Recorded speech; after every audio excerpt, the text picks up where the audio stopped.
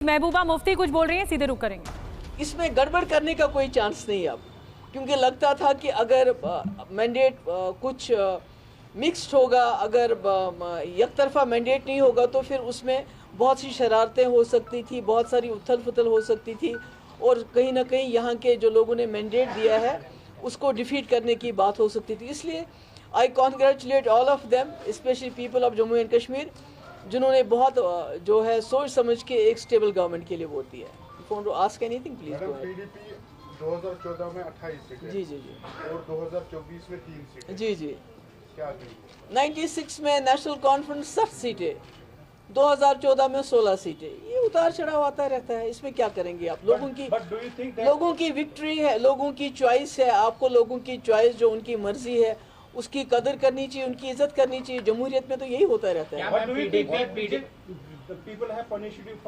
नहीं, मुझे लगता है कि लोग चाहते थे एक स्टेबल गवर्नमेंट और उनको लगा नेशनल कॉन्फ्रेंस और कांग्रेस जो है वो हमें स्टेबल गवर्नमेंट दे सकती है और कहीं ना कहीं बीजेपी को दूर रख सकती है। I think that is the, मुझे लगता है सबसे बड़ी वजह।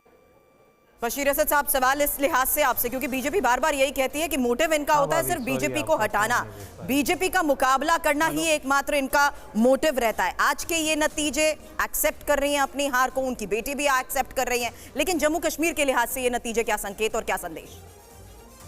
बशीर साहब, जहाँ तक महबूबा मुफ्ती का ताल्लुक है, वो बार बार ये कहती है कि दिल्ली ने एक साजिश के तहत उनकी पार्टी को तोड़ा।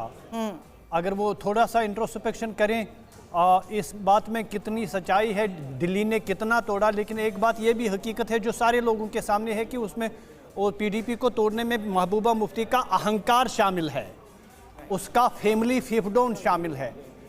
उसने एक पर्टिकुलरली एक कम्युनिटी को, जो अपर इलीट्स हैं, उस कम्युनिटी को प्रमोट करने के लिए अपने सारे कार्डर्स को कुर्बान किया। वहाँ सारे लोग सफोकेटेड फील कर रहे थे, वो उससे भाग निकले। हो सकता है कि दिल्ली ने भी उनको थोड़ा सा किया हो इधर उधर, बट द फैक्ट रिमेन्स कि उसने सारे अपने कार्डर्स को लूज किया सिर्फ इस प्रिटेक्स्ट के कि वो एक पर्टिकुलर कम्युनिटी को प्रमोट करना चाहती थी at the cost of larger community. This is one. Two, जहाँ तक मैंने सबसे पहले सुबह कहा था कि जो कश्मीर घाटी का इलेक्शन है, कश्मीर घाटी का इलेक्शन लीडरलेस इलेक्शन था। वहाँ उमर अब्दुल्ला, फारूक अब्दुल्ला और महबूबा मुफ्ती कहीं पे कैंपेन करते नजर नहीं आए, क्योंकि उनको लग रहा था कि उनके खुद के सीट्स की ज़मीन शायद खिसक रही है और उतना उनके ऊपर शायद फोकस भी नहीं था। फारूक साहब को एक ज़माने में हम जम्मू कश्मीर में द मोस्ट करिस्मेटिक लीडर समझते थे। Across the regions, across the religions उसकी एक्सेप्टेबिलिटी थी, लेकिन आज वो कहीं पे दिख नहीं रहा था। जो भी इस वक्त वहाँ पे उपलब्धि इनको मिली है वो सिर्फ और सिर्फ इंडिविजुअल बेसिस के ऊपर मिली है, नंबर वन। नंबर टू, जो परसेप्शन है, आप देख लीजिएगा, खुद फारूक साहब बहुत एहतियात कर रहे हैं इश्यूज के हवाले से, अनएम्प्लॉयमेंट, बेरोजगारी, बिजली, महंगाई वगैरह वगैरह, लोग जानते हैं। नहीं, पर वो ये भी कह रहे हैं बशीर साहब कि वो ये कह रहे हैं कि जो पुलिसिंग अभी तक चल रही थी, हम पुलिसिंग को ठीक करेंगे। ये बहुत बड़ी बात फारूक अब्दुल्ला ने कही। और अजय आलोक, मैं आपके पास आ रही हूँ, आपको क्या लगता है क्या फैक्टर्स ऐसे रहे जो कश्मीर में, घाटी में आपका उतना आधार नहीं बढ़ पाया जितनी उम्मीद आपको थी, क्योंकि आप लगातार इस पर वर्कआउट कर रहे थे, बीजेपी वर्कआउट कर रही थी, क्या वो दिक्कतें रहीं, फैक्टर्स क्या रहे?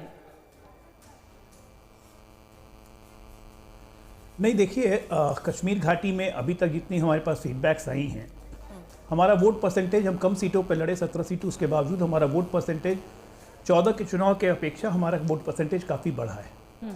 घाटी में विश्वास हो रहा है, और जैसे कि हमने पहले के चुनाव में भी देखा है कि कश्मीर वैली और जम्मू बिल्कुल एक अलग अलग लाइन पे, अलग अलग दिशा में वोट करते हैं। जम्मू में हमारा प्रदर्शन अच्छा रहा है। हम कश्मीर वैली में और जम्मू कश्मीर में अपनी जीत मानते हैं। वो क्यों, मैं इसको कारण बताता हूँ। 5 अगस्त को जो हुआ, धारा 370 हटाई गई, और उसके बाद जमहूरियत यानी डेमोक्रेसी में इतने लोगों का पार्टिसिपेशन अपने आप में भारत के लोकतंत्र की जीत कहता है, और ये साबित करता है कि प्रधानमंत्री नरेंद्र मोदी का विजन 370 हटाने में बिल्कुल सही था और जनता ने इसे माना। जी। जम्मू कश्मीर में अभूतपूर्व बदलाव, पत्थरबाजी खत्म, आतंकवादी घटनाओं में 80-85% की कमी, एलओसी पे शांति, ये तमाम चीज़ें इंडिकेट करती हैं कि इंटरनल सिक्योरिटी को और एक पीसफुल एटमॉस्फेयर को लोग कितना पसंद करते हैं। ठीक है। लोकतंत्र की पूर्ण बहाली, SC/ST का रिजर्वेशन, पंचायत चुनाव करवाना, ये सब तमाम चीज़ें जो लोकतंत्र की जीत है, ये सब नरेंद्र मोदी जी का विजन का परिणाम है कि आज जम्मू कश्मीर में हम यहाँ तक पहुँचे हैं। ठीक है, मैं मानता हूँ कि दूसरे एक संप्रदाय के लोगों को हम समझाने में अभी तक विफल रहे हैं।